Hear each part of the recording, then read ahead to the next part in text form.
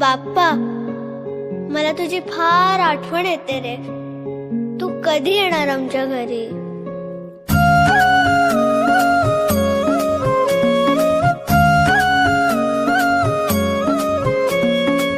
देवा तुझ्याच साठी उघडून दार, वाट पाहून झाली फार.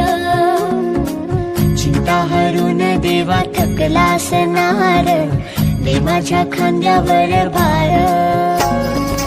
थोडा इथं टेकून जा, घास खाऊन माझ्या हातातला.